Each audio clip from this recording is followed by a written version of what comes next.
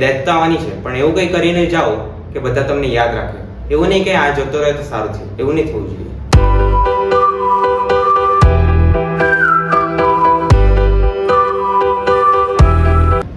Good evening to all respected Milan sir and all my dear friends. મારું નામ દેવર્ષ જાદવ છે અને મેં ક્લાસ 10th નો સ્ટુડન્ટ છું. આજનો ટોપિક મારા માટે બહુ સ્પેશિયલ છે, જે છે માય ફેવરિટ ટીચર. હવે બધાના લાઈફનો પહેલો ટીચર છે એમના મધર, બટ મારો સેકન્ડ ટીચર એન્ડ ફેવરિટ જે છે મારા ગ્રેન્ડફાધર. મારા ગ્રેન્ડફાધર અને મારા સાથે લાઈફના બહુ બધા ઇન્સિડન્ટ થાય છે. મેં તમને બધા એક એક કરીને કહેવાનું છે, બટ એના પહેલે એક વાત કહેવાની હતી કે જે મેં ઇન્સિડન્ટ કહું એ મારા રિયલ લાઈફ પર છે અને મારા સાથે ઇમ્પ્લિમેન્ટ બી બહુ વાર થયા છે. તો પ્લીઝ સાંભળજો. પહેલો એના પહેલે મેં ક્વેશ્ચન પૂછ્યું, તમને કેટલામાં ને નાઇટથી એટલે અંધારાથી ડર લાગે? Night phobia 1. અને હાઇટથી થોડાક છે.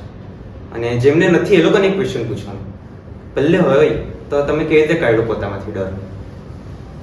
બોલ. કઈ નહીં, બેઠાણા બિલ્ડિંગની સામે ઊભી રહી પાછળ ધક્કો મારી જાય તો કોઈ ચાન્સ નહીં. Okay. મારામાં બી હતો, પણ મેં નાનલો હતો ત્યારે મારા સાથે એક ઇન્સિડન્ટ છે. મેં પહેલે બોર્ડ આવ્યો છું, 9 વાગે રાતે જમીને સુઈ જવાનું, પણ મારી એક ગંદી આદત, 3 વાગે ઉઠો, બધાને હેરાન કરો. 3 વાગે મેં ઉઠું અને પહેલે મારા દાદા મને લઈ, ગ્રેન્ડફાધર, પછી મને નિયરલી કેટલા અહીંયાથી આપણે જે હનુમાન મંદિર છે એટલું 4 વાર આટો મરાવે, ઉચકીને લઈ જાય. ત્યારે મેં સૂતો, અને ત્યારે મેં ગામમાં રહેતા હતા એટલે અંધારો, કોઈ લાઇટ ફેસિલિટી નહીં, એવી રીતે મારામાંથી થોડોક અંધારાનો ડર જતો રહ્યો. અને સેમ એઝ ફોર હાઇટ.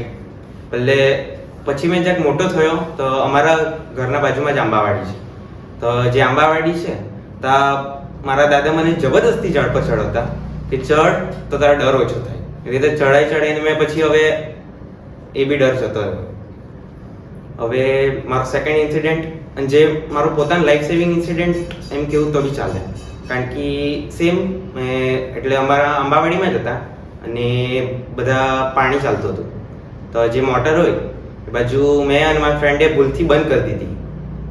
તો પાણી ઓવરફ્લો થવા લાગેલું, તો અમે બોલાવા ગયા અને બંધ કર્યું.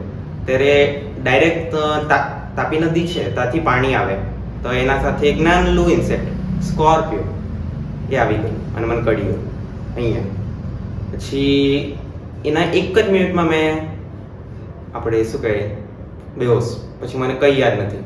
પછી જ્યારે મેં ઉઠ્યો 4 કલાક પછી, ત્યારે મારી મમ્મીએ કીધું કે હવે સારું છે અને આપણે જે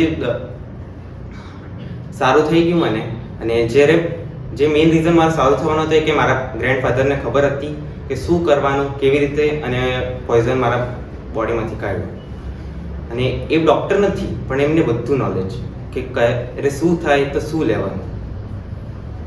અને છેલ્લે હવે એમનો ડેથ લાસ્ટ યર જ થયો, અને જ્યારે એમની ડેથ થઈ હતી ત્યારે એમાં મને બહુ મોટો પોઈન્ટ સમજાઈ ગયો કે તમે લાઈફમાં છેલ્લે ડેથ તો આવવાની જ છે, પણ ડેથ આવે તો આપણને એવું કંઈ કરીને જવાનું કે બધા યાદ રાખે. હવે જ્યારે એમને ડેથ થઈ તો સેકન્ડ ડે જ્યારે એમને લઈ જતા હતા, અડધા ઉપરનું ગામ આવેલું. રીઝન કે એ બહુ સારા માણસ હતા અને બધાની હેલ્પ કરતા, ફાઇનાન્શિયલી હોય, પછી કોઈ આપણે ફંક્શન હોય, એ કંઈ બી અગર પ્રોબ્લેમ હોય તે હેલ્પ કરતા. એટલે અડધા ઉપરનું કામ આવ્યું. ત્યારે મને ખબર પડી કે હવે ડેથ તો આવવાની છે, પણ એવું કંઈ કરીને જાઓ કે બધા તમને યાદ રાખે. એવું નહીં કે આ જતો રહે તો સારું થયું, એવું નહીં થવું જોઈએ.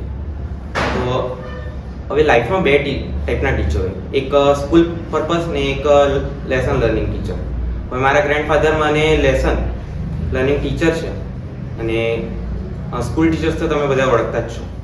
તો મેં મારી સ્પીચ અહીંયા જ કન્ક્લુડ કરું છું. Thank you.